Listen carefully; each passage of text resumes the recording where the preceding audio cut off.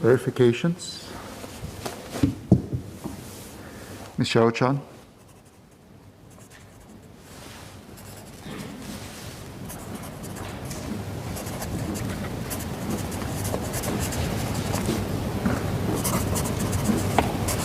Thank you, Chairman. I have one clarification for Minister Desmond Lee. So for companies that's in the built environment who are on existing support schemes, if they actually have the intent to improve and invest on capabilities for the longer term, can they actually move from the existing schemes to the integrated GTS support? And how should they go about that?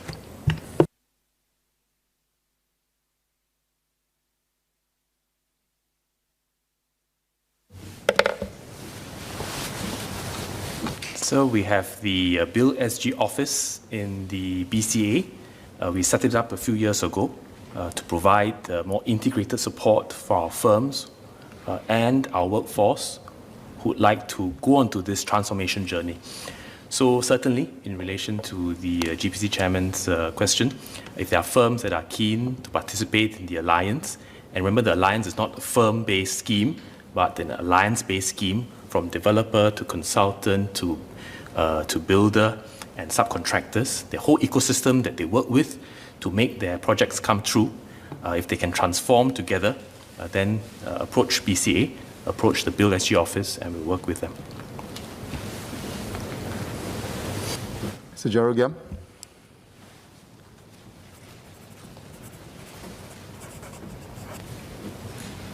Thank you, sir. I don't believe any of the office holders addressed my proposals about the temporary development levy.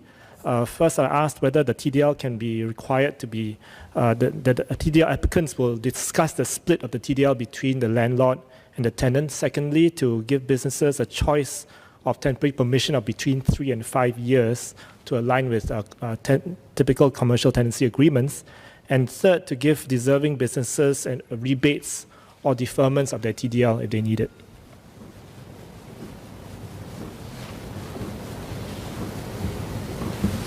I thank the member for his suggestions, which we will take on board when we study the support that may still be needed for firms. But just some background, the TDL framework, as had been our response to the members' PQ, I think last month or the month before, is something that we allow the landlord and the tenant to work out. And by and large, it's typically the business owner who will pay for the TDL.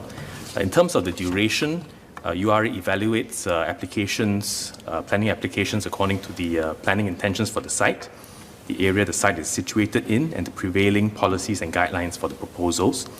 And in considering the length of the temporary permission to be granted, URA looks at it from a risk-based approach based on the potential impact of the proposal on surrounding developments. And so for cases involving TDL, URA typically gives businesses options to decide on the length of the TDL, of the temporary permission that they require, which typically varies from between 1 to 5 years. But on a holistic basis, when it comes to support for firms in relation to land costs and rental, we have rolled out, the government has rolled out, MOF has rolled out a rental relief framework for SMEs under COTMA, which is the COVID-19 Temporary Measures Act. There is a property tax rebate available to qualifying firms, and under the realigned framework by the Ministry of Law, small and micro businesses may renegotiate leases for non-residential properties with a term of 5 years or less. And so they can then realign contracts with existing business conditions through mutual agreement with counterparties. If they can't reach agreement, then they can terminate it and unwind. So that is the existing framework, but let's look at the member's specific proposal. Mr. Lewison.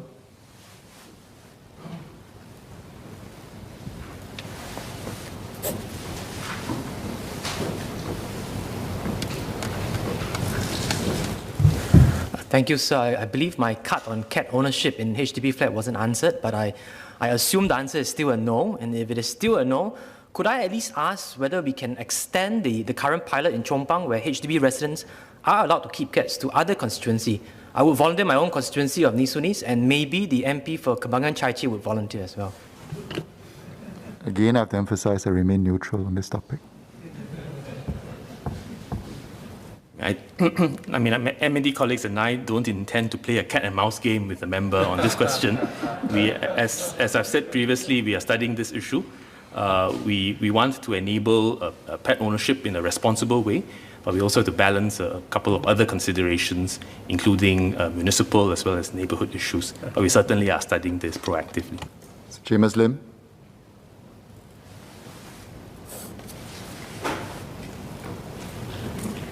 Thank you, Chair. And I just have a quick follow-up question for SMS Sim. I appreciate her response that not all commercial that commercial facilities may require footfall, and hence some commercial facilities may not be attractive on upper floors of MSCPs. But surely a cafe or a laundromat on the upper decks of an MSCP that's just downstairs of a flat would really be attractive to someone compared to one located 400 meters away. I've many residents that share that they miss the convenience of having a mama shop just downstairs of their place. So in the spirit of pilot suggestions, I wonder if HDB would consider a pilot perhaps in Sengkang for this kind of possibility of commercial spaces in MSCPs.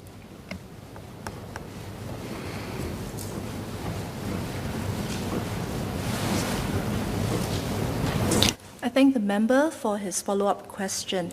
As shared, where we place the commercial facilities in any town would have to take into account the shops that have already been planned for, and also in terms of the space that's proposed, whether, for instance, it was built for that purpose, and if it's not built for that purpose, what kind of modifications would be required in order to achieve that purpose. In the case of MSCPs, for instance, we may have to look at, for instance, loading factor, provision of water, and also very importantly, because the space may not have been originally intended for commercial purposes, what would be the impact to residents in terms of people moving in and out and so forth. So I think we would be prepared to look at specific proposals if the member has something to share or a plan to share. But what I have shared would be the general factors for consideration. Thank you. Lim Beo Chuan.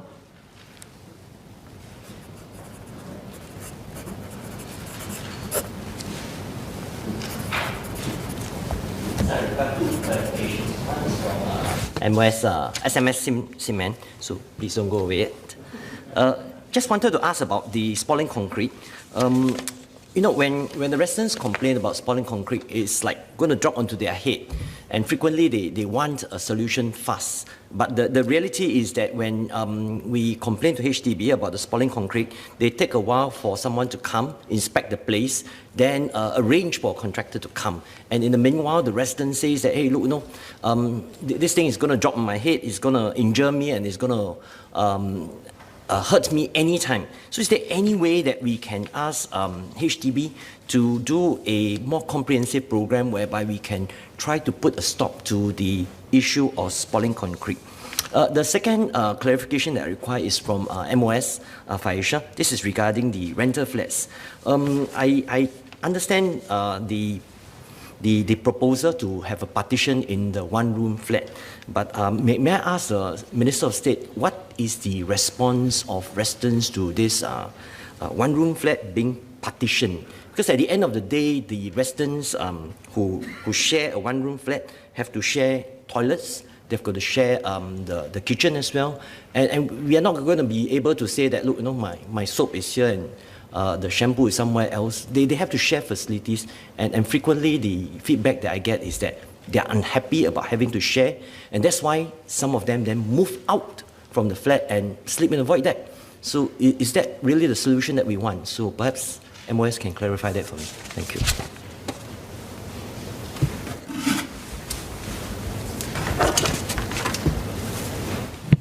Thank you, Mr. Lim, for your follow-up question.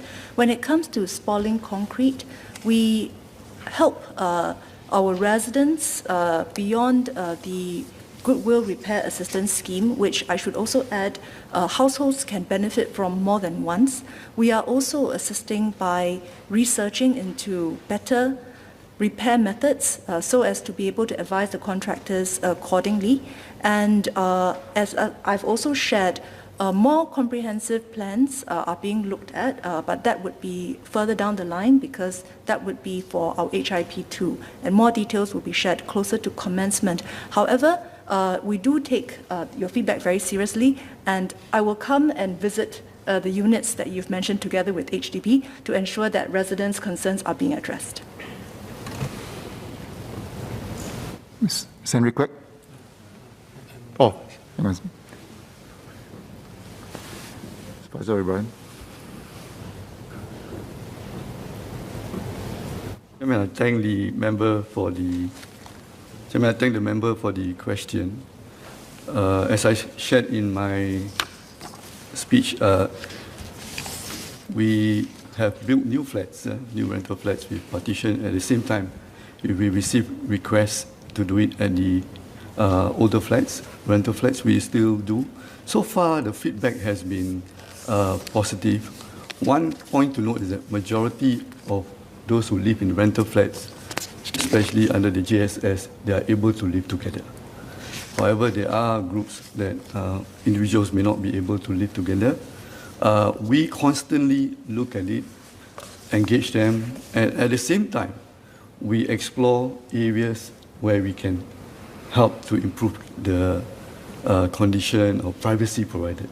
So what we found is that what they need are places where they can rest with privacy and also at the same time able to use the facilities available in the flat.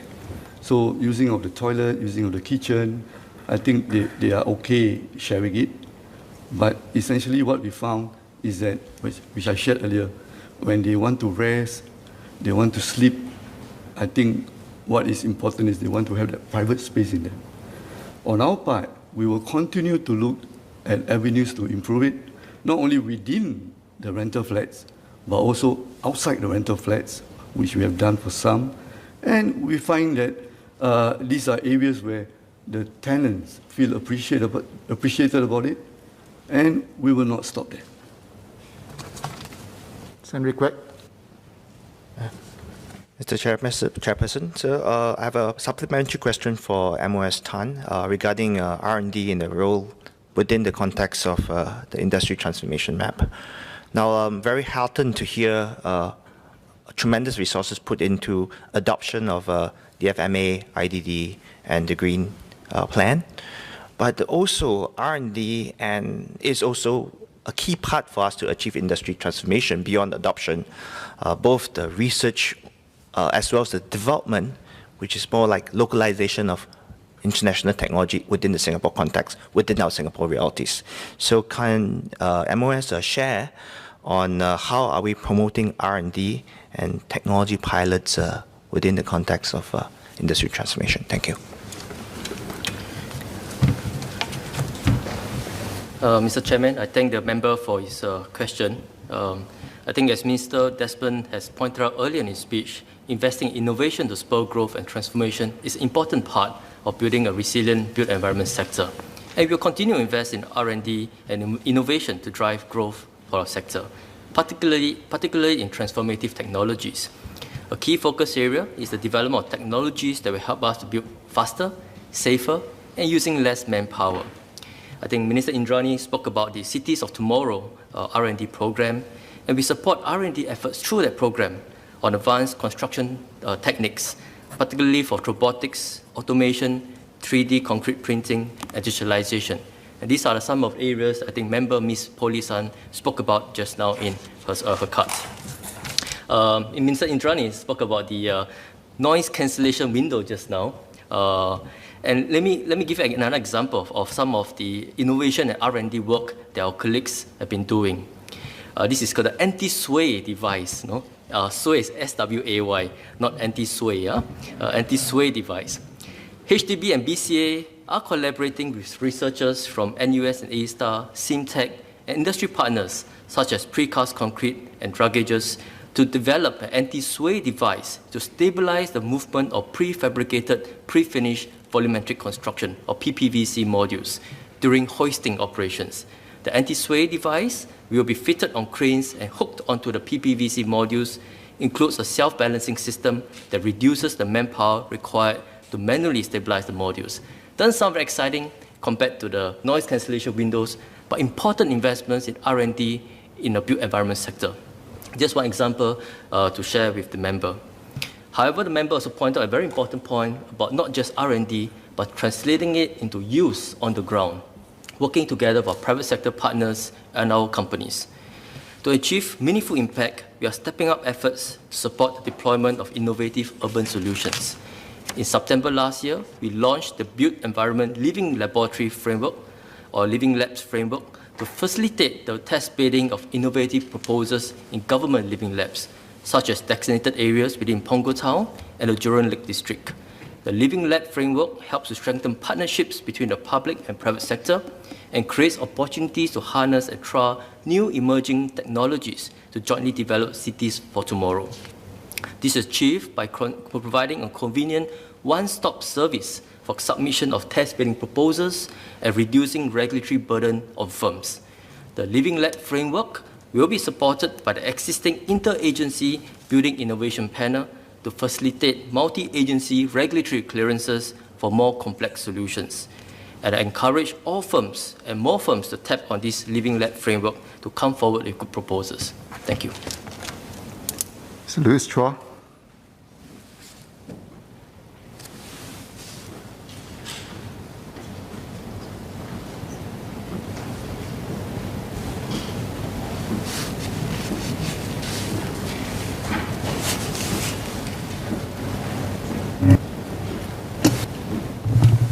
Thank you, Chair. I got one clarification for Minister Lee. I think Minister talked about the aspirations of home ownership and meeting them, but I think at the same time, given the current socio-economic trends, I think rentals, the sharing economy, this is also something which is gaining traction amongst younger Singaporeans. So again, to quote Westlife, world of our own may mean not just owned flats, but also rental flats. And is the MND considering expanding the supply of rental flats to meet this demographic trend and also the demands of the public rental scheme? Thank you.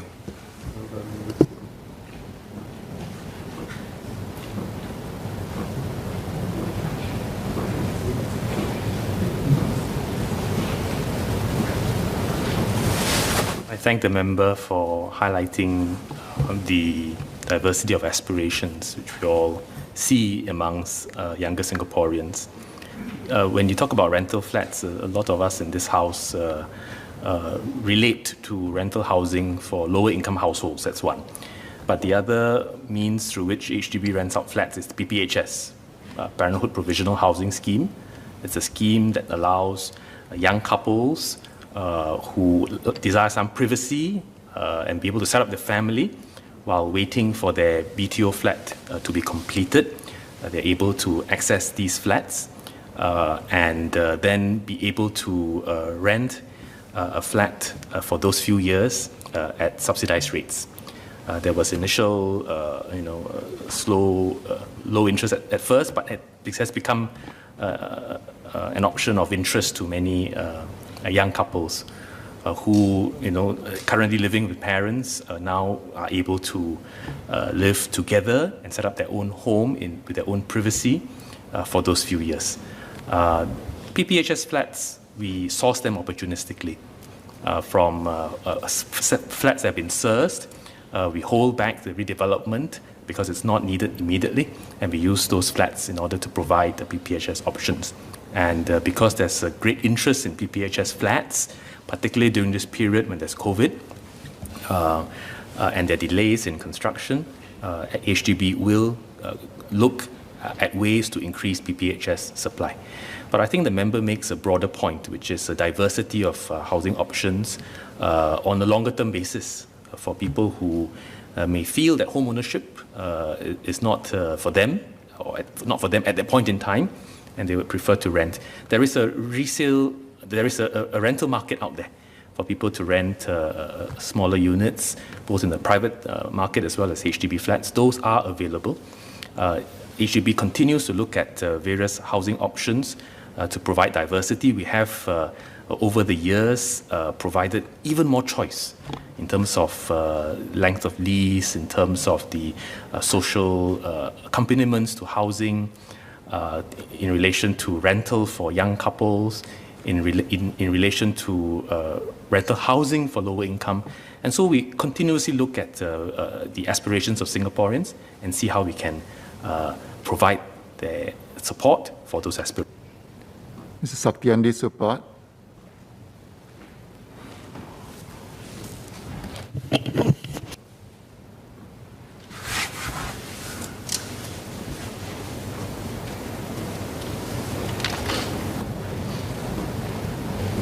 Speaker, thanks for allowing me to make the cut so late in the day. But I'd like to ask Minister regarding my cut earlier, regards to the EIP question. I actually suggested an EIP price harmonization grant for the minority residents who are affected by the EIP, so that we can actually reduce any indirect negative market effects of the EIP, and also encourage them to sell their flats at a lower price to buyers of the same ethnic group.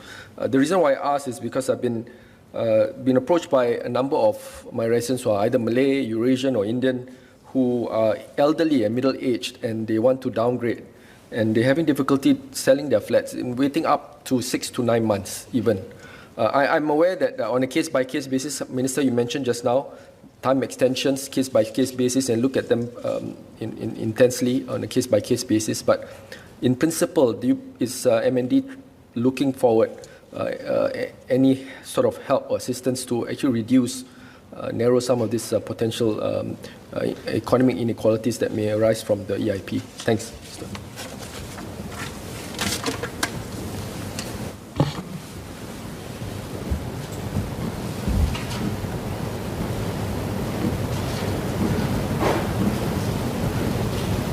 And I thank the member for his care and concern for seniors, in particular those who might be impacted by EIP, which seeks to serve a bigger objective, a social objective.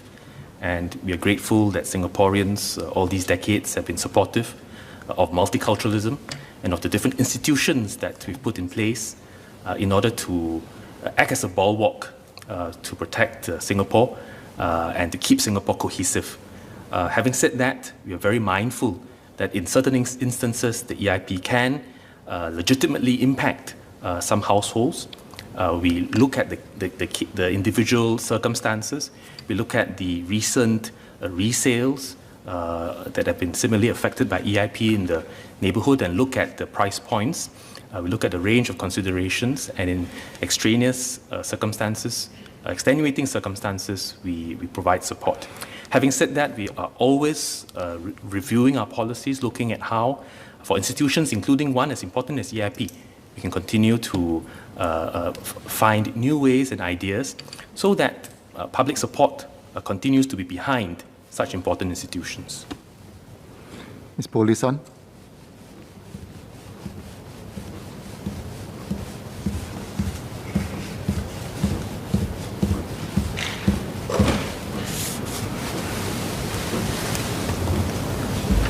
Thank you, Mr. Chairman. I thank the MOS House clarification on how the government can incentivize SMEs to improve productivity and drive innovation, and also thank Minister Desmond Lee's sharing of the Singapore Green Building Master Plan's targets to meet the 80-80-80 goals.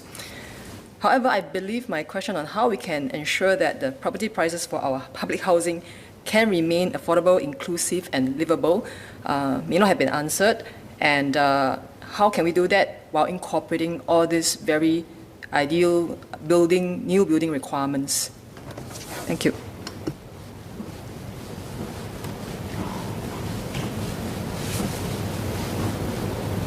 Certainly, accessible and affordable and inclusive housing in our HDB estates is a very important objective of the Housing Development Board. The efforts to transform and upgrade our built environment sector should not impact upon the pricing approach for HDB flats. And I explained quite recently in this House how HDB prices its flats, and it doesn't look at land costs or construction costs. It prices it based on affordability, looking at, for example, the percentage of household income that our typical households have to fork out to pay for their flats, as well as the house price, household income to price index to see how many years of income it typically takes to pay for a flat. We look at the market, the value of the flat based on its attributes, as well as recent resales around the estate, and then make adjustments for the attributes of the flat, and then apply further subsidies in order to bring it to the affordable level. Ms. Cheryl Chan, would you like to withdraw your amendment?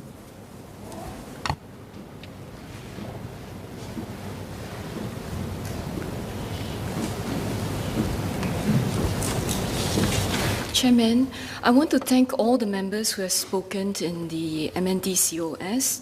As we can all appreciate, the work that MND deals with is both broad and complex, as it touches every person's lives on a daily basis, and more importantly, throughout their entire life stage. So I think from housing to workplaces, the construction industries, trees, animals, and land use, there's always a constant need for us to tightly balance this between demand as well as availability. And at the same time, we have to reimagine the city of the future. So for that, I would like to express my sincere thanks to Minister Desmond Lee, Second Minister Indrani Raja, SMS Sim Ent, MOS Faisha, MOS Tan, and especially the hardworking team from the MND family. Sir, earlier today we discussed much about celebrating the hawker culture, and since it's almost dinner time, I would like to end here so that everyone can go for more hawker food. And with that, Mr. Chairman, I beg leave to withdraw my amendment. It's actually past dinner time. Is the honourable member given leave to withdraw the amendment? I think leave of the majority is given. The amendment is withdrawn. The question is that the sum of $4,148,756,900 for head T stand part of the main estimates. As many as of the opinion say aye. To the contrary, say no. I think the ayes have it. The ayes have it. The question is that the sum of $9,072,729,400 for head T stand part of the development estimates. As many as of the opinion say aye. To the contrary, say no. I think the ayes have it. The ayes have it. Order. Leader.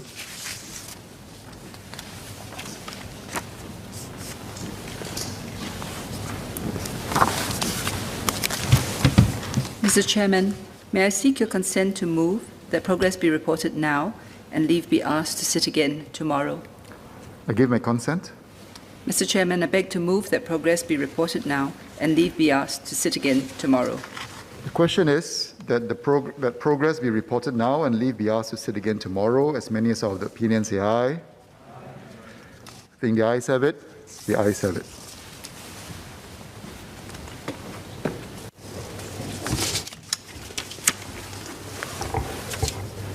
Leader. Mr. Speaker, I beg to report that the Committee of Supply has made progress on the estimates of expenditure for the financial year 2021-2022 and ask leave to sit again tomorrow. So be it. Leader. Mr. Speaker, I beg to move that Parliament do now adjourn to 10 a.m. tomorrow. The question is that Parliament do now adjourn to 10 a.m. tomorrow.